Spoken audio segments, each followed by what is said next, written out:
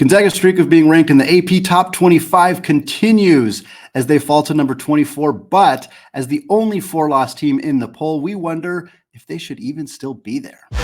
You are Locked On Zags, your daily podcast on the Gonzaga Bulldogs.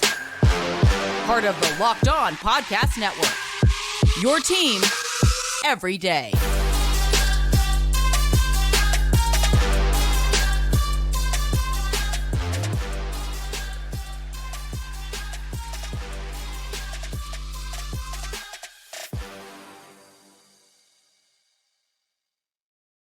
What is going on, y'all? Welcome into the Locked On Zags podcast, part of the Locked On Podcast Network, your team every day. I'm your host and longtime Gonzaga podcaster, Andy Patton, here to bring you news and updates on all things Zag athletics.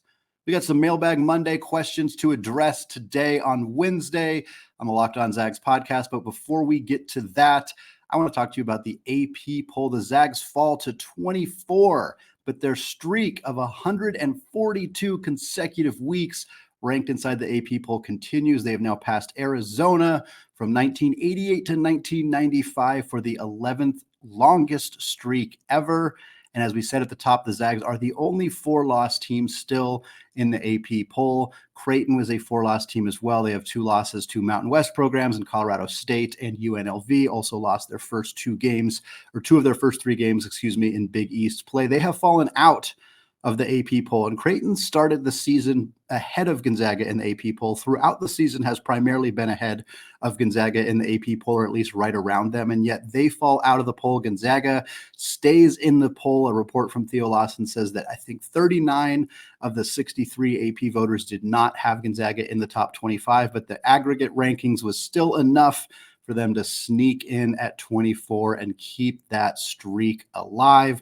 Of course, we know for Gonzaga, their losses, none of them are particularly bad. Every single one of them as a quad one loss. They are perfect in quad two, quad three, and quad four, but they don't have a single quad one victory.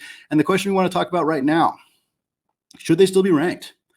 Personally, in my Locked On College Basketball rankings, which came out on Monday, which many of you saw on social media, saw if you listened to or watched the Locked On College Basketball podcast, I did not have Gonzaga ranked in the latest college basketball podcast. None of us did, between myself, my co-host Isaac Shade, and our guest Leaf Tulane. All three of us had Gonzaga out of the top 25. We did collectively have San Diego State ranked, and that is an interesting wrinkle here because San Diego State is not ranked in the AP poll, and Gonzaga is. And you compare their resumes. Again, of course, just head-to-head comparisons don't matter. If they did, Northwestern beating Purdue would mean Northwestern's ahead of Purdue. Chicago State beat Northwestern. Chicago State ahead of them. Everybody who's beat Chicago State, it doesn't work like that. That's not how the polls work. That's not how they've ever worked. But Gonzaga and San Diego State, as a straight head-to-head comparison, it's kind of hard to look at San Diego State's resume and not see it as being better than Gonzaga's, especially when you factor in the fact that they came to Spokane, played at the McCarthy Athletic Center, and beat Gonzaga. A look at their resumes side by side. KenPom has Gonzaga 28th currently, whereas San Diego State is 24th. The net, which shouldn't necessarily be used in terms of determining where teams go in the AP poll, but still, right now Gonzaga is 57th in the net, whereas San Diego State is 23rd. Very big differences between those two programs right now. San Diego State is 11-2, whereas Gonzaga, of course, is 8-4. Big difference there as well. San Diego State's losses are not particularly bad losses. They lost on the road at BYU. They lost on the road to Grand Canyon. That Grand Canyon loss is going to look worse than any of Gonzaga's losses, but it's not dramatically worse than a loss to Washington. It's not dramatically worse than even the loss to San Diego State. So to me, I have a hard time looking. And San Diego State had some really close games. They went to overtime against Cal. They beat UC San Diego by 1. They beat UC Irvine by 1. None of those are particularly good results for them. And I understand that could factor into decisions in some capacity. But at the end of the day, they won those games. They have less losses than Gonzaga. They have more wins than Gonzaga. They beat Gonzaga head-to-head. It's hard for me to see the argument for ranking Gonzaga ahead of San Diego State. It's not a particularly fun thing for me to say and discuss on the podcast, not a fun thing for many of you to hear, but the AP poll apparently collectively didn't agree with that assessment. San Diego State was one of the highest teams receiving votes, nearly cracked into the top 25, but they did not, whereas Gonzaga did. I have not checked out the pulse on San Diego State's fan base. I know they have some Twitter accounts in particular that have been anti-Gonzaga in the past, and I have a feeling they are fairly upset right now at not being ranked ahead of Gonzaga in a situation where, by all accounts, it looks like they probably should be. They have a legitimate argument in that capacity, but that is what it is. I do think Gonzaga keeps that top 25 spot in part because of reputation. I do think people looked at the losses, especially Purdue and UConn, and thought, okay, well, those are two totally fine losses. So it really only feels like they have two quote unquote bad losses. San Diego State and UW are both quad one losses. So I do think that helps Gonzaga's resume. And I do think that overall, as we get, into conference play and closer to March Madness, Gonzaga's lack of bad losses is going to be a factor. Gonzaga is typically not a 4-loss team heading into WCC play. This is rare for them. This is unusual for them, but they are not bad losses. And I think that's a testament to the team's ability to schedule well. We certainly have wished that their schedule turned out a little bit better, but we can't control that USC has completely, is circling the drain as a team that may not even make the NCAA tournament. We cannot control that UCLA is, if USC is circling the drain, UCLA is already down it. Like, that is a team that doesn't even look like they're going to finish in the top half of the Pac-12 right now. They are very bad. They are struggling to find any semblance of an identity offensively. They are a really young team, a really freshman-laden team, and it doesn't appear that the development that they were hoping for is happening. Mick Cronin is finding ways to blame everybody but himself for this team's struggles early on this season, and I'm not sure that things are going to get better for them. I'm a little more confident things will get better for USC, but not nearly they're not going to be ranked again. They're not going to be back in the top 25. That win isn't going to age all that well for Gonzaga, unfortunately. And those are things that are just outside of Gonzaga's control, but they needed to beat Washington or San Diego State. They really should have won both those games, but at the very least, they needed to win one of those games. I really think if this is a 3-loss team, the conversation around this team is much different than if it is a 4-loss team. If they hadn't struggled down the stretch against Washington on the road, if they had managed to pull off that comeback against San Diego State, the conversation around this team is a lot different. But what'll be interesting now is Gonzaga is in a spot where they are still in the top 25. Teams tend to not drop too much farther unless they lose. That doesn't necessarily mean that Gonzaga won't fall out of the top 25, but Gonzaga is in a spot where their streak may continue. If they stay in the AP top 25 for one more week, they will move from the 11th longest streak ever to the 10th longest streak ever, tying Duke, who has a streak of 143. I'm not sure when in Duke's, a very extensive history that streak necessarily is, but Gonzaga is probably going to be able to hold on to that if they continue to win. And as we mentioned on Monday's episode of Locked On Zags, the early WCC schedule for Gonzaga is pretty cush. They got Pepperdine at home on January 4th. We're going to preview that game for Thursday's episode. They got San Diego on the 6th, also at home. Those are two of the weaker teams in the WCC, both teams outside the top 200 at KenPom right now. Again, both home games. Gonzaga should take care of both those games somewhat handily. If that's the case, it's hard. Any voters who currently have Gonzaga in the top 25 probably aren't going to drop them for winning 2 games. Doesn't mean they won't necessarily. Certainly a team that maybe they had just on the outside. I don't know who San Diego State plays in their first 2 Mountain West games, but if San Diego State goes out and beats Colorado State and New Mexico, for example, that should jump them ahead of Gonzaga, or at least some voters will probably vote for San Diego State instead of Gonzaga in that situation. I could understand why that would happen.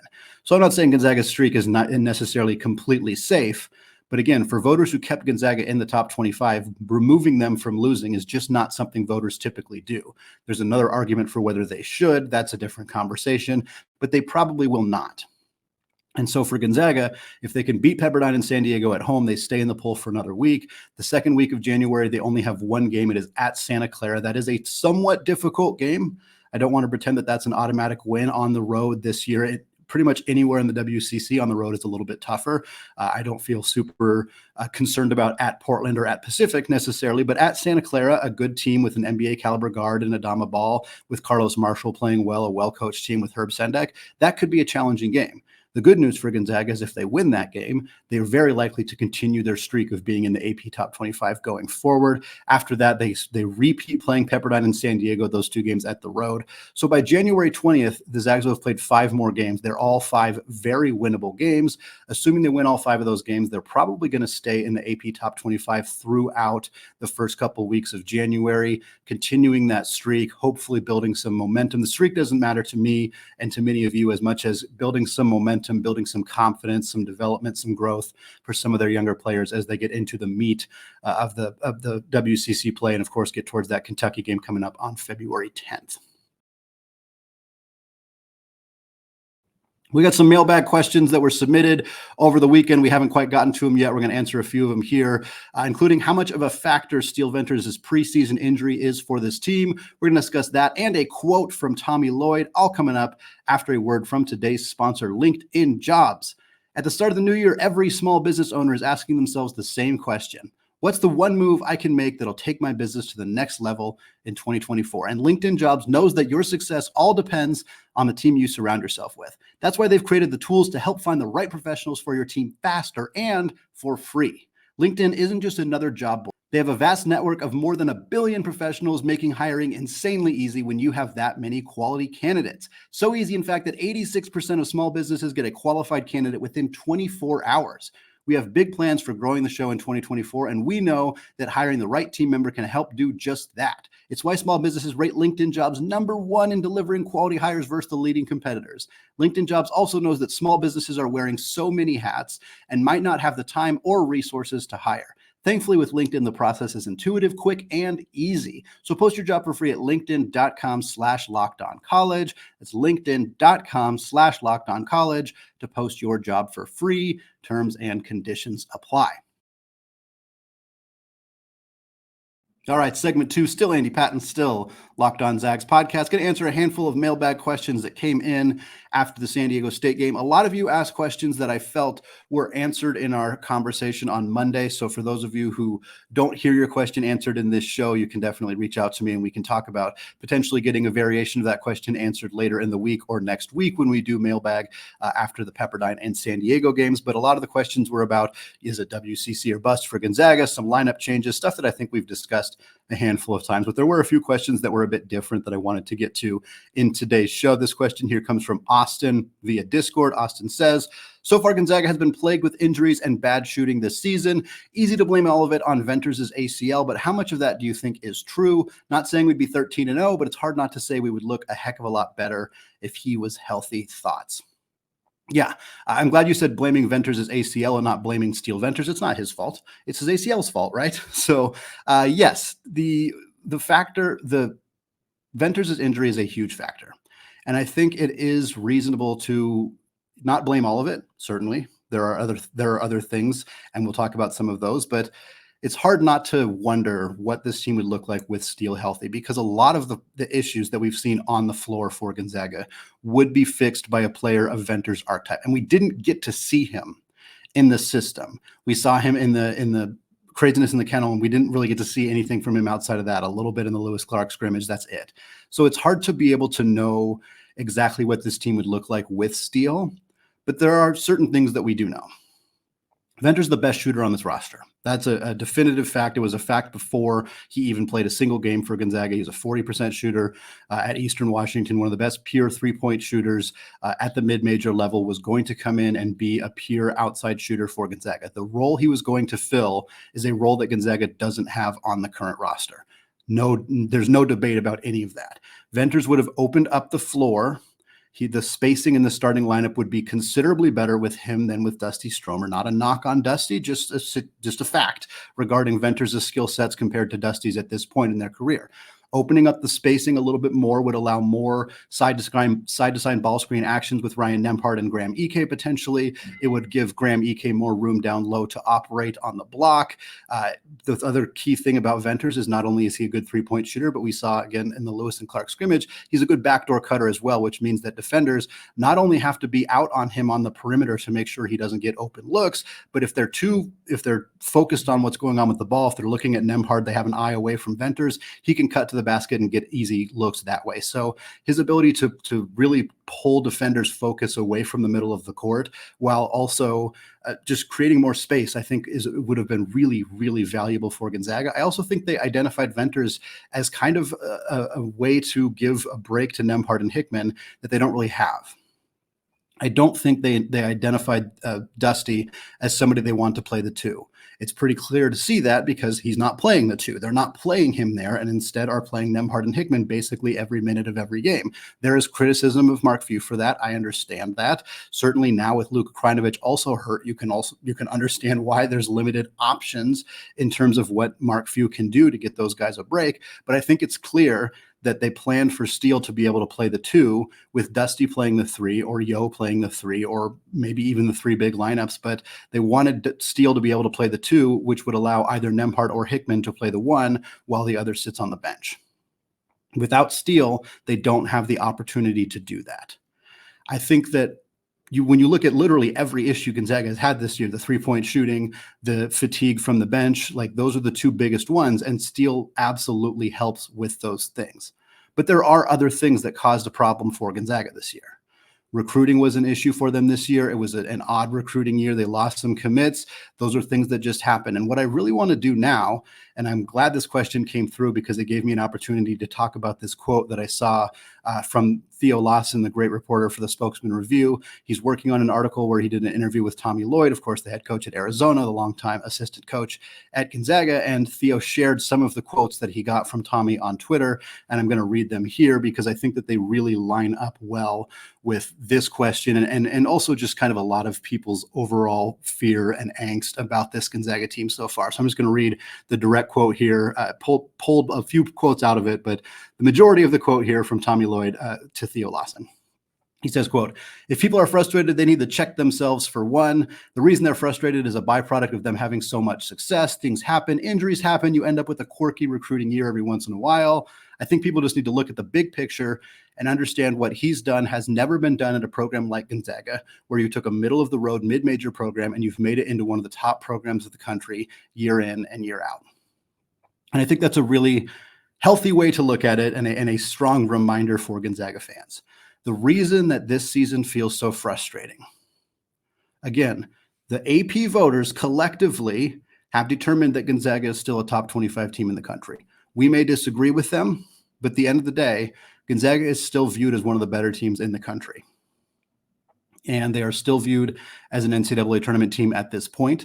It is a more precarious spot than it has been in a long time, since 2015, 2016. Before that, it's been a while. Gonzaga has been in the NCAA tournament every year since 1999. And it is when that is in jeopardy, people start to panic. I understand that. I feel that. I get that. But Tommy has a good perspective here that I think is worth reminding people. And this isn't directly directed at Austin's question here. And specifically, I think it just kind of ties into it well of like, this is just a weird year and weird things happen. Gonzaga very rarely has injuries. They have been very fortunate to not deal with significant catastrophic injuries to their team. Josh Perkins had that really bad injury a few years back when he got kicked in the mouth and ended up missing the rest of the season. That was a devastating one. Of course, Killian Tilly dealt with significant injury issues throughout his career, including an injury that ultimately had a significant role in them losing to Florida State in the NCAA tournament back in 2017. So 2018, these things happen. And it's just one of those years where a handful of things kind of came together to create this messy situation for Gonzaga.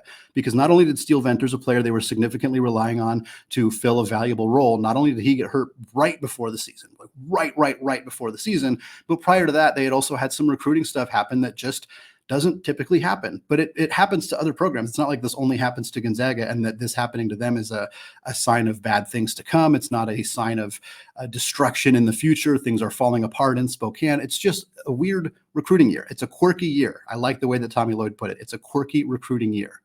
You had Alex Tui decide he doesn't want to come to Gonzaga and stay playing professionally in Australia. Mind you, he's showing up on NBA draft boards, so that was probably a good decision by him. But a player choosing to stay in his home country and play professionally when given the opportunity, you can't really blame him. That's not Mark Few's fault. That's not the staff's fault. It's just one of those things that happened. They clearly identified a player that they felt would help them. They identified a player who is now showing up on NBA mock drafts, which again is a testament to their ability to find and identify talent overseas. He just chose to stay where he was. It's one of those things that happens. The Marcus Adams Jr. saga was very weird, very unique, very unprecedented, and just ultimately resulted in Gonzaga thinking for about a month that they were going to land a player that would fill a role for them, and he ultimately didn't end up coming to campus. Whether it was because he changed his mind, whether it was because there was academic issues with his transcript, who knows? Who knows? We don't really know the full detail on that right now. Caden Perry, who probably wouldn't have played a significant role, but still having Caden Perry be forced to medically retire because of an injury is sad. It's an unfortunate situation for him, and it created an open scholarship at a time where Gonzaga didn't really have the ability to fill it in a way that they wanted to. It was just a quirky recruiting year. Those things happen. That, coupled with the injury, just created a situation where Gonzaga wasn't as prepared for the season. They didn't have as much depth. They didn't have as many players like ready to contribute coming off the bench as they hoped. And they had to rely on Dusty Stromer to step into a starting role, which he has filled very admirably, but that still took talent away from the roster. Not having Steele Venters created a issue for Gonzaga's roster, and Dusty filling in has done well, but it means that there's no backup. There's no Dusty coming up behind Dusty because he has to start now. So Yo had to fill a bigger role. He has shown that he is still raw. I think he could play more. I have had that criticism of Mark Few this season, that I think that Yo needs to fill a bigger role on this roster than he currently is. Hopefully, over these next 5 games in particular, we will see Yo step into a bigger role. They also had to rely on Krajinovic more to step into a role. He wasn't ready to do that. Now he's hurt. That's just kind of another part of the deal. It's just part of the bad luck for this Gonzaga team. A lot of things came together to create a situation where Gonzaga wasn't as deep, wasn't as experienced, wasn't as prepared for the 2023-24 season as they wanted to be. Gonzaga doesn't usually have this string of bad luck. And that doesn't mean that we just completely remove any blame from the coaching staff or that we say that they've been perfect. It's just entirely bad luck outside of their control. That's not true. And that's not what I'm saying. And that's not what Tommy's saying. That's not what anybody's saying.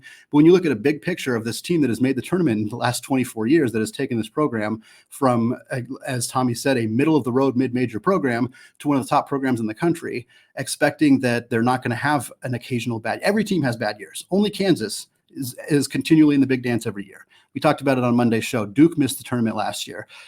North Carolina has missed the tournament very recently. Kentucky has missed the tournament very recently. Like these true blue, UCLA is going to miss the tournament this year. They missed the tournament with the last couple of years, or in the last couple of years, they've missed the tournament as well. Like this happens to the best programs in college basketball, and it happening to Gonzaga. And I'm not saying they're going to miss the tournament, but they're in danger of doing so.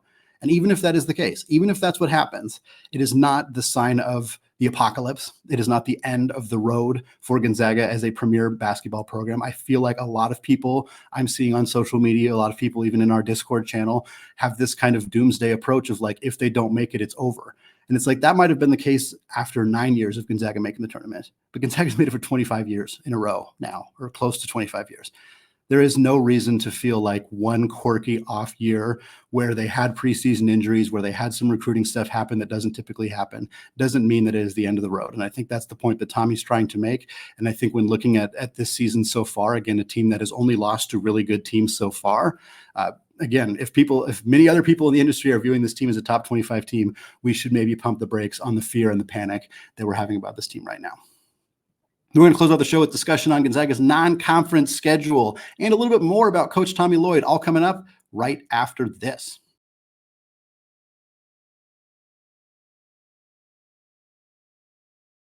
All right, folks, final segment here on Wednesday, Locked On Zags. We're going to preview the Pepperdine game on Thursday's episode. Of course, on Friday, we'll be back with a review of the game against Pepperdine and a preview of Saturday's game against San Diego. Before we get to that, though, I got 2 more mailbag questions to get to here to close out the show. This one comes from Salog16 via Discord, who says, do you believe the departure of Mike Roth has had a factor in this year's schedule? It seems odd scheduling, such as a tough Yale team first, San Diego State, and an important game over the holidays. Seems like weird choices. Not sure if the admin change had something to do with it. No, it doesn't. Scheduling is not affiliated with the athletic director at all. I don't think at any school is that. I mean, they may have some say, some oversight, but they don't make that schedule. That is not the role of Mike Roth. It is not the role of any athletic director in college basketball that I can think of. It's all done by the staff. Mark Few, of course, has the biggest say, the biggest oversight. Logistics are often handled by assistant coaches. I don't know who exactly at Gonzaga does scheduling. I have some theories. I have some guesses. I don't want to assign anybody that role on this show unless I'm certain about it. So I'm not going to say who I think it might be, but I will say the scheduling quirks this year, I don't think have anything to do with Gonzaga. I don't think this is their fault. I don't think this is their doing. I don't think this is necessarily how they envisioned or planned the scheduling. I think, simply put, scheduling is really hard. And Gonzaga is a team that is kind of at a disadvantage in terms of trying to schedule non-conference. I've spoken with, for those of you who listen to Locked On College Basketball podcast, I've spoken with Seattle U head coach Chris Victor. We've spoken with Shante Leggins at UP, spoken with Chris Gerlofson at University of San Francisco. And as mid-major coaches, they all talk about the challenges of making non-conference schedules. Gonzaga is in a different boat than those programs, but in some ways they are not. People do not want to go play at the Kennel. Teams don't want to play there. Why would they want to play there? It is a guaranteed loss most of the time. San Diego State obviously proved that wrong, but San Diego State is a very, very premier program. It is tough to get teams to play at the Kennel.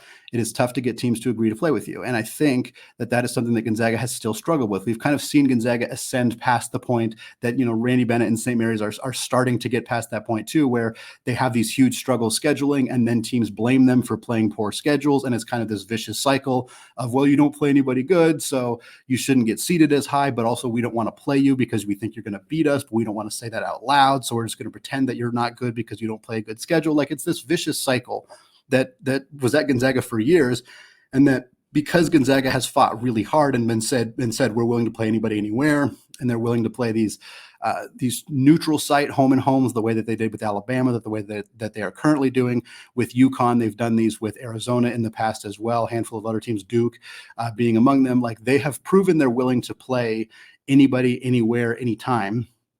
And I think that has helped them kind of be able to put together these really tough non-conference schedules, but they still can't get people to play them at the Kennel. North Carolina it was shocking when they agreed to do that. Texas agreed to do that, but that's kind of it. They still really struggle to get those premier programs into the McCarthy Athletic Center. And so I think that's why you see Gonzaga schedule in different ways. I don't think Gonzaga wanted to play San Diego State over winter break.